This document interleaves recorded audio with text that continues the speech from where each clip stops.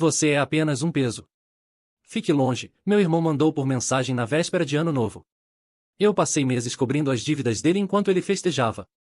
Naquela noite, ele brindou a liberdade dos sanguessugas. Eu fiquei em silêncio, até a manhã seguinte, quando o carro dele havia sumido e um aviso de reboque estava no lugar onde ele costumava estar. Meu nome é Evan e eu tenho 28 anos. Sou o tipo de cara que sempre ouviu que família vem em primeiro lugar. Talvez tenha sido o jeito que a mamãe nos criou depois que o papai foi embora. Ou talvez seja algo a que eu me agarrei porque tornava a vida um pouco menos fria. Seja qual for o motivo, desde que me lembro, eu sou quem sempre recolheu os pedaços quando meu irmão mais novo, Shane, destruía tudo. Ele tem 26 anos. Velho o suficiente para saber melhor, jovem demais para se importar. Shane sempre foi intenso. É o menino de ouro quando as coisas vão bem, o fantasma quando tudo desmorona. E acho que eu fui o idiota que pensou que, se eu apenas desse o suficiente, apoiasse o suficiente, amasse o suficiente, ele eventualmente amadureceria. Começou pequeno, como essas coisas sempre começam. Ah, cara, tô sem dinheiro pro aluguel. Só dessa vez. Uma mensagem. Uma ligação desesperada porque ele esqueceu a fatura do cartão de crédito e a conta foi congelada. Eu dizia a mim mesmo que era temporário. Dizia que todo mundo tem dificuldades na casa dos 20. Mais meses viraram um ano e os valores aumentaram. $200 aqui, 600 ali. Depois 1.200 para consertar o carro. E toda vez, Shane vinha com o mesmo olhar arregalado de gratidão, prometendo, jurando, que seria a última vez. Eu queria tanto acreditar nele. Faltando uns 3 dias para a véspera de Ano Novo, ele ligou de novo. Dessa vez enquanto eu estava na fila do mercado, braços cheios de coisas para uma reuniãozinha que eu planejava com alguns amigos. A voz dele estava ofegante, frenética. O carro dele já havia sido apreendido uma vez por falta de pagamento e estava prestes a ser levado de novo se ele não arranjasse $2.500 imediatamente. Ele implorou, suplicou, disse que perderia o emprego se ficasse sem o carro. Que finalmente estava levando a vida a sério. Contra todo o bom senso que ainda me restava, eu transferi o dinheiro para ele. Nem contei para ninguém. Parte de mim sentia vergonha de ter cedido tão facilmente outra vez. A verdade é que, quando alguém mostra quem realmente é, você pode ignorar por um tempo. Mas, eventualmente, até os óculos cor-de-rosa mais espessos racham. A véspera de Ano Novo chegou e Shane disse que ia para uma festa em outra cidade. Presumi que ele ficaria ocupado fazendo de sempre, bebendo, fazendo promessas que não lembraria depois. Na manhã seguinte, fiquei em casa com alguns amigos próximos. Comemos besteiras demais, jogamos jogos de tabuleiro e contamos a virada como crianças. Foi bom. Tranquilo de um jeito que minha vida não era há tempos. Por um tempo, até deixei-me ter esperança. Talvez esse ano fosse diferente. Talvez 2025 fosse finalmente o ano em que eu deixaria de me sentir arrastando meu irmão para todo lado. Então, bem na hora da virada, meu celular vibrou. Era uma mensagem do Shane. Você é apenas um peso. Fique longe. Foi só isso. Sem explicação. Sem desculpa, sem nada. Apenas 7 palavras que doeram mais do que qualquer soco. No começo, achei que tinha sido um erro. Talvez ele estivesse bêbado. Talvez tivesse mandado para a pessoa errada. Fiquei olhando para a tela por um longo minuto, piscando, relendo como se, ao olhar o suficiente, as palavras mudassem. Mas não mudaram. Logo depois, o grupo de amigos dele começou a postar fotos, em Shane sorrindo de orelha a orelha, brindando com os colegas de festa. Uma delas com a legenda, em liberdade dos sanguessugas #novo nova vida. E lá estava o Shane, no centro, com a cara de quem não tinha uma preocupação no mundo, como se os milhares de dólares que eu juntei para manter a vida dele funcionando não significassem nada. Como se eu não significasse nada. Eu não disse nada. Não respondi. Não liguei, não gritei, não mandei mensagem raivosa. Apenas fiquei sentado ali, deixando o frio e o vazio tomarem conta. Meus amigos perceberam que algo mudou, mas eu desconversei, forçando um sorriso e dizendo que só estava cansado. Por dentro, no entanto, algo duro e afiado começou a se formar no lugar onde antes havia esperança. Mal consegui dormir naquela noite. Minha mente repetia cada vez que eu o socorri, cada vez que fiquei entre ele e as consequências que ele deveria ter enfrentado. E cada vez que ele sorria, me dava um tapinha nas costas, e voltava a destruir tudo. Percebi então que, todos esses anos, eu não estava ajudando. Eu estava permitindo. Eu não era um irmão para ele. Aos olhos dele, eu era uma muleta, uma carteira, um tolo. Quando amanheceu, eu sabia exatamente o que precisava fazer. A primeira coisa foi abrir meu laptop e puxar o histórico de pagamentos do financiamento do carro do Shane. Não demorou muito para encontrar o documento com meu nome nele, porque, é claro, quando ele estava desesperado e a concessionária não confiava no histórico de crédito dele, ele implorou para que eu fosse o fiador. Tecnicamente, eu ainda era o proprietário principal daquele carro. Shane nem leu as letras miúdas quando pegou as chaves. Só queria mostrar o brinquedinho novo para os amigos. Em seguida, abri os extratos bancários, aqueles que mostravam quantos pagamentos haviam saído da minha conta temporariamente, enquanto Shane se reerguia. O temporário virou permanente bem rápido, e como um idiota, eu deixei isso acontecer. Mas a melhor parte? Shane tinha perdido tantos pagamentos no passado que já havia uma ordem de reboque em espera para qualquer novo atraso, e ele estava atrasado de novo, há 2 dias. Uma ligação era tudo o que seria necessário.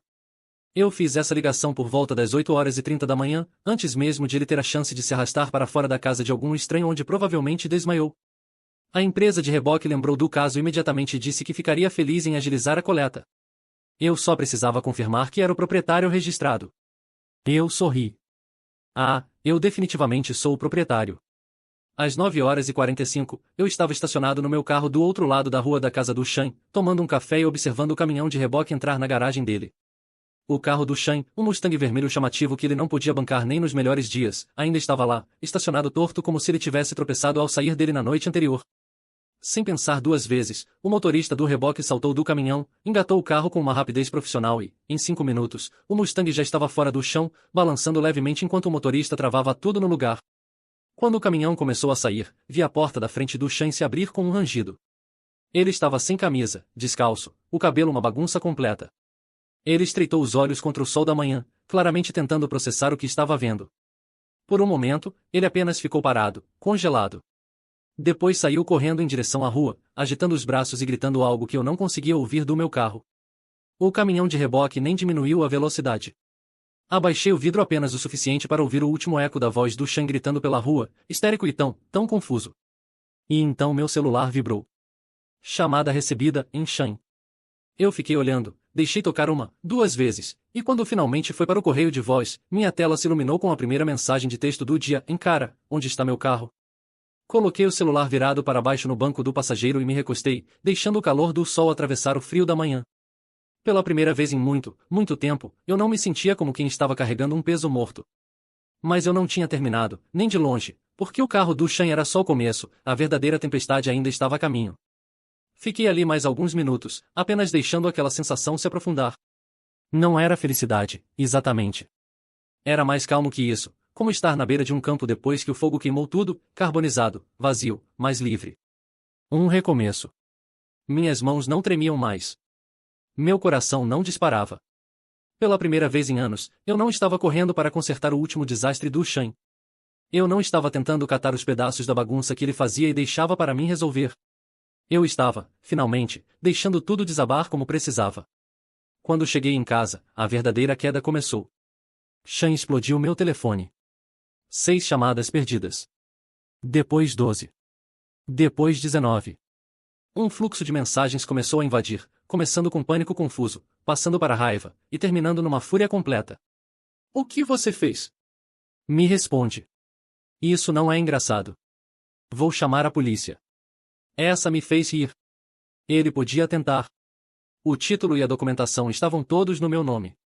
Para a lei, o Shane estava apenas pegando emprestado o meu carro há meses, sem pagar. Se alguma coisa, eu estava apenas fazendo exatamente o que tinha direito de fazer. Mesmo assim, Shane nunca foi do tipo que deixava os fatos atrapalharem sua narrativa. Ao meio-dia, ele já estava esmurrando a porta do meu apartamento. Eu não atendi. Apenas sentei à mesa da cozinha comendo um sanduíche, ouvindo os socos abafados contra a madeira e os gritos ocasionais de abre essa porta, e você está arruinando minha vida, que ecoavam. Eu podia imaginá-lo perfeitamente. Cabelo bagunçado, olhos vermelhos, andando de um lado para o outro como um animal preso, culpando todo mundo, menos a si mesmo. Eventualmente, quando ficou claro que eu não ia abrir a porta, ele mudou de tática. Empurrou um bilhete por baixo da porta. Nem me preocupei em pegar por 1 hora. Quando finalmente peguei, era só uma linha rabiscada com raiva em marcador preto: você vai se arrepender. Clássico Shane. Sempre fazendo ameaças quando não conseguia vencer uma discussão. Recostei-me na cadeira e fiquei olhando para o teto, pensando em tudo o que tinha me levado até aquele momento. Anos me curvando, anos engolindo raiva e decepção. Anos dizendo a mim mesmo que ele mudaria se eu apenas aguentasse mais um pouco. Pensei nas vezes em que paguei o aluguel dele para que não fosse despejado enquanto eu jantava miojo. Na vez em que vendi meu videogame, meu único verdadeiro passatempo, para cobrir a conta de luz dele porque ele havia torrado o salário no cassino. Nos presentes de aniversário que ele dizia que estavam a caminho, mas que nunca chegavam. Nas promessas de semana que vem eu te pago. Mas a semana que vem sempre virava o mês que vem, e o mês que vem sempre virava nunca. E, pior de tudo, pensei no jeito como ele sorria quando as coisas estavam bem, cheio de charme, dentes brilhando e tapinhas nas costas, até o momento em que decidiu que eu era um peso, um parasita. Algo descartável. Eu não era mais descartável. Não bloqueei o número dele. Não precisava. Ignorá-lo era muito mais doce. Deixá-lo gritar para o vazio enquanto eu seguia minha vida era um tipo de vingança silenciosa que tinha um gosto muito melhor do que qualquer gritaria ou escândalo. No dia seguinte, liguei para o banco sobre a conta que eu tinha deixado aberta para ele usar. Aquela que, ingenuamente, mantive ativa para ajudá-lo a economizar sob a minha orientação. Surpresa, surpresa. Estava no vermelho de novo. Não mais. Fechei a conta durante o meu intervalo de almoço. Também cancelei o cartão de crédito no qual ele era usuário secundário, aquele que ele jurava que nunca usava, mas de alguma forma acumulou $1.200 em Uber Eats e contas de bar. Paguei o saldo restante, cancelei o cartão e cortei todos os laços financeiros entre nós. Foi como cortar a última corda podre de um navio afundando. E aí veio a peça final. Lembra dos $2.500 que transferi para ele pouco antes do ano novo? Pois é. Foi uma transferência bancária. E como Shane tinha concordado por mensagem que devolveria o valor como empréstimo, eu tinha provas de que não era um presente. Entrei com um processo no juizado de pequenas causas naquela mesma tarde. Não esperava recuperar o dinheiro. Shane mal tinha 2 centavos para esfregar. Mas eu não me importava. Eu queria que houvesse registro. Eu queria que ele fosse intimado. Eu queria que existisse um rastro de papel, seguindo como um mau cheiro. Quando a data da audiência chegasse, eu imaginava ele tentando explicar a um juiz como o peso do qual ele brindou a liberdade ainda conseguiu derrubá-lo com algumas assinaturas bem colocadas. Mas eu ainda não tinha terminado. Comecei a revisar tudo. Cada pagamento, cada favor, cada recibo, cada e-mail.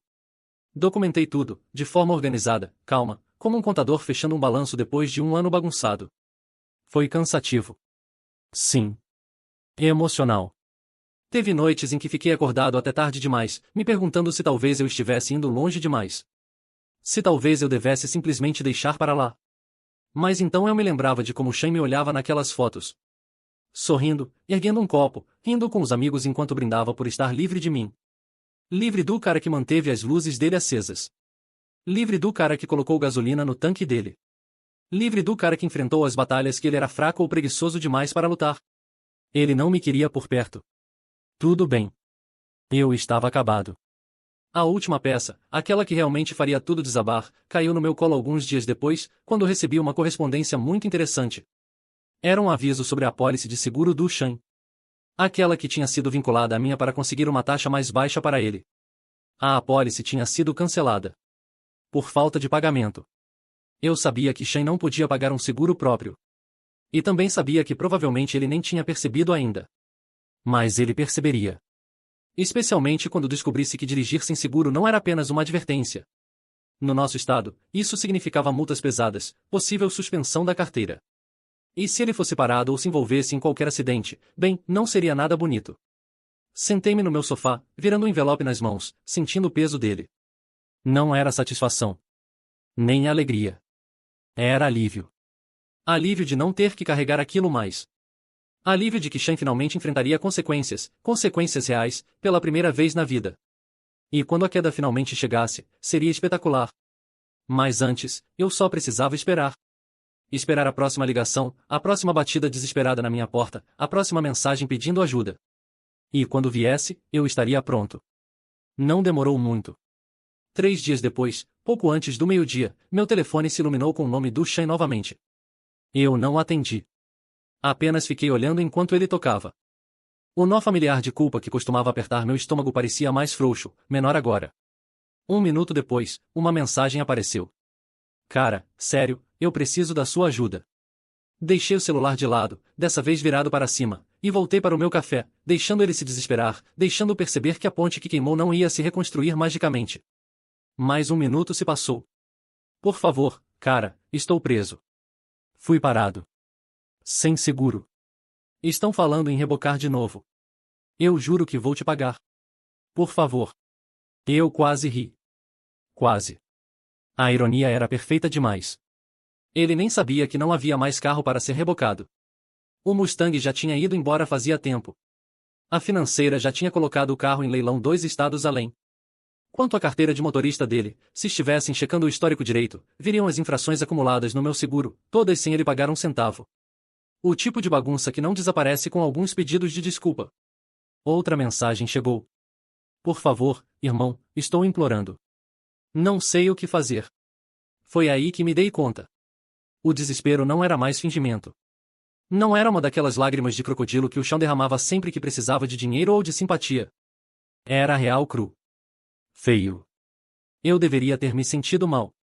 Talvez, muito tempo atrás, eu teria. Mas tudo o que senti foi uma espécie de satisfação sombria, do tipo que vem depois de anos sendo ignorado, usado e descartado, e que finalmente se transforma num peso saindo do seu peito. Mais uma ligação. Mais uma mensagem de voz. Dessa vez ele deixou uma. Não a ouvi de imediato. Fiquei ali sentado, olhando pela janela, observando as nuvens se arrastarem em blocos pesados e lentos. O mundo parecia diferente agora, mais silencioso, como se eu não estivesse mais esperando a próxima crise arrebentar a minha porta. Quando finalmente reproduzi a mensagem de voz, a voz do chão parecia pequena, derrotada. Evan, cara, por favor. E estou falando sério. Eles disseram que eu não posso dirigir o carro. Disseram que vão rebocar. Eu não tenho mais ninguém. Eu juro que vou dar um jeito de te pagar. Por favor, só essa última vez. Eu sei que errei. Sei que não devia ter dito aquelas coisas. Só não me deixe assim, por favor. Me desculpa. Estava ali, o pedido de desculpas que eu esperei por anos, e ele não significava absolutamente nada. Porque não era real. Não era porque ele entendia o que tinha feito. Não era porque ele percebia o quanto me feriu. Era porque ele precisava de algo de novo. Como sempre. Eu não respondi. Em vez disso, abri o aplicativo do meu novo banco, a conta limpa e fresca que eu havia aberto dias atrás, e olhei para o saldo. Intocado. Seguro. Meu. Parecia um símbolo, um sinal pequeno e tangível de que eu finalmente tinha me colocado em primeiro lugar. Que eu não era mais o caixa eletrônico da família. Que os erros do Shaw não eram mais meus para consertar. Mais tarde naquela noite, por pura curiosidade, dei uma olhada nas redes sociais dele. Eu não deveria, mas fiz. E lá estava ele, postando da beira da estrada, uma selfie borrada e irritada com luzes de polícia piscando ao fundo. Algumas pessoas só se importam quando precisam de algo. Acho que estou melhor sem família falsa. Traído. Lições aprendidas. Os comentários eram brutais. A maioria vinha dos amigos de festa dele, que não sabiam nem metade da história mas adoravam uma chance de jogar simpatia por cima. Muitos faziam piadas sobre se ferrar ou começar 2025 com prisão. Alguns poucos amigos em comum perguntavam se ele estava bem. Eu não comentei. Não curti a postagem. Nem senti vontade. Porque o Sean estava certo. De certo modo, ele estava melhor sem uma família falsa. E eu também. Na manhã seguinte, acordei em um apartamento silencioso. Sem mensagens frenéticas, sem chamadas perdidas. Apenas a luz do sol filtrando pelas persianas e o zumbido lento e constante de uma vida que finalmente estava se tornando minha de novo. Saí para caminhar pelo bairro, respirando o ar fresco de janeiro e me sentindo mais leve do que me sentia havia anos. Sem mais esperar pela próxima explosão. Sem mais tentar consertar alguém que não queria ser consertado. Quando voltei para casa, havia mais uma mensagem do Shawn esperando. Dessa vez, não era raivosa. Nem desesperada. Eram apenas 2 palavras. Me desculpa. Eu não respondi ao pedido de desculpas do Shawn. Nem abri a mensagem de novo. Depois da primeira vez, não havia mais nada a dizer. Não era que eu odiasse. O ódio teria sido mais fácil. Honestamente, odiar ainda implicaria se importar, ainda sentir algo vivo, afiado. O que eu sentia agora era distância, como olhar para uma foto antiga de uma vida que eu mal reconhecia mais. Nas semanas seguintes, Sean ficou em silêncio. Sem mensagens, sem ligações, sem visitas inesperadas. Eu não sabia se ele finalmente tinha entendido o recado ou se a vida apenas o engoliu por um tempo. De qualquer forma, eu não corri atrás dele. Não procurei saber. Foquei na minha própria vida, pela primeira vez. Foi quase surpreendente como tudo começou a mudar rapidamente. Voltei a frequentar a academia. Não para provar nada a ninguém, apenas por mim. Reencontrei velhos amigos dos quais tinha me afastado aos poucos ao longo dos anos, amigos que tinham sumido discretamente porque estavam cansados de me ver sendo usado como capacho. Comecei a pegar turnos extras no trabalho, não porque precisava do dinheiro para cobrir as dívidas de outra pessoa, mas porque agora eu tinha meus próprios objetivos, coisas para economizar, lugares para onde queria viajar. Meu mundo cresceu, enquanto do chão, eu imaginava, encolhia. Cerca de 2 meses depois daquela virada de ano caótica, encontrei um velho amigo em comum nosso, alguém que conhecia bem o Shan. O nome dele era Nate, e nos esbarramos em uma cafeteria local numa tarde de sábado. Fizemos aquelas conversas de praxe, aquela dança constrangedora de quem compartilha muita história, mas pouca conexão recente. Eventualmente, Nate falou sobre Shan. Você tem falado com seu irmão? Ele perguntou, mexendo o café sem olhar para mim. Não, respondi simplesmente. Ele então levantou os olhos, como se não tivesse certeza se eu queria saber mais. Ele não está muito bem, cara. Eu dei de ombros. Não é mais problema meu. Nate assentiu lentamente. Imaginei. Só achei que você gostaria de saber que ele está morando com uma garota agora. Mal se sustentando. Perdeu o emprego há algumas semanas. Dizem que já está devendo aluguel. Eu não disse nada. O que havia para dizer? Esse sempre foi o caminho que o Shan escolheu, e a única coisa que adiava isso antes era eu, tapando cada buraco que ele cavava. Nate hesitou, então acrescentou, ele anda dizendo para as pessoas que você abandonou ele, que você o deixou sem casa. Eu ri, baixinho, nem amargurado, apenas cansado. Parece típico dele. Você não está bravo? Ele perguntou. Não, respondi com sinceridade. Só estou acabado com isso. Havia uma paz em dizer isso em voz alta. Nate deu um tapinha meio desajeitado no meu ombro, como quem não sabia direito como encerrar aquela conversa, e seguimos caminhos separados. Mais tarde naquela noite, pensei na versão do Shawn da história, em como ele distorcia tudo para se fazer de vítima, em como provavelmente me pintava como o irmão cruel e ingrato que chutou ele enquanto estava no chão. Antes, isso me importaria. Me consumiria. Agora, não mais. Eu sabia a verdade. E quem realmente se importasse saberia também, se fizesse questão. A primavera chegou devagar naquele ano. O céu cinzento e frio deu lugar a manhãs azuis e frescas, daquelas que fazem você querer abrir as janelas do carro e dirigir sem destino. Às vezes, eu fazia isso, pegava o carro, escolhia uma direção e simplesmente ia. Num sábado, parei na beira de uma cidadezinha a uns 40 minutos da cidade grande. Havia uma pequena livraria entre uma padaria e um brechó. Entrei por impulso e acabei passando 2 horas lá, folheando livros antigos, conversando com o dono sobre autores favoritos. Comprei alguns livros, 2 canecas e um diário artesanal. Foi uma coisa pequena, uma tarde qualquer, do jeito que eu queria, sem obrigações, sem ligações frenéticas, sem crises pairando no ar. E, ainda assim, parecia a maior vitória da minha vida. Alguns dias depois, recebi uma carta pelo correio. Carta de verdade, não e-mail nem mensagem de texto. Reconheci a letra imediatamente. Bagunçada, um pouco apressada. Shan. Quase joguei fora sem abrir. Quase. Mas a curiosidade venceu. Dentro, havia apenas uma folha de papel. Evan, eu sei que você provavelmente não se importa mais, e eu não te culparia se não se importasse. Só queria dizer que sinto muito por tudo. Eu fui egoísta. Me aproveitei de você. Me convenci de que não era tão ruim, porque você era meu irmão, e era isso que irmãos fazem. Agora eu vejo o quanto te machuquei, o quanto te usei. Me desculpa. Você foi a única pessoa que realmente tentou me ajudar.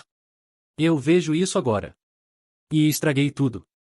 Estou tentando melhorar. Não espero que você acredite. Só precisava que você soubesse. Obrigado por tudo que fez, mesmo que eu não merecesse. Shan. Fiquei sentado ali com a carta nas mãos por um bom tempo, virando-a de um lado para o outro. Foi mais genuíno do que qualquer coisa que ele já tivesse me dito antes, mais honesto e, talvez, apenas talvez, ele realmente estivesse falando sério dessa vez. Mas eu não respondi. Não por raiva, não por vingança, mas por compreensão. Alguns capítulos da vida não foram feitos para serem reabertos. Algumas pontes permanecem queimadas, não por ódio, mas porque reconstruí-las só levaria de volta à mesma dor, ao mesmo ciclo. Perdoar nem sempre significa deixar alguém voltar para a sua vida. Às vezes, significa apenas desejar o melhor. De longe. Dobrei a carta com cuidado, guardei em uma gaveta e segui o meu dia. E quando o verão finalmente chegou, trazendo longas tardes e uma luz dourada e quente, percebi algo lindo. Eu não estava mais apenas sobrevivendo. Eu estava vivendo, e carregando apenas o meu próprio peso.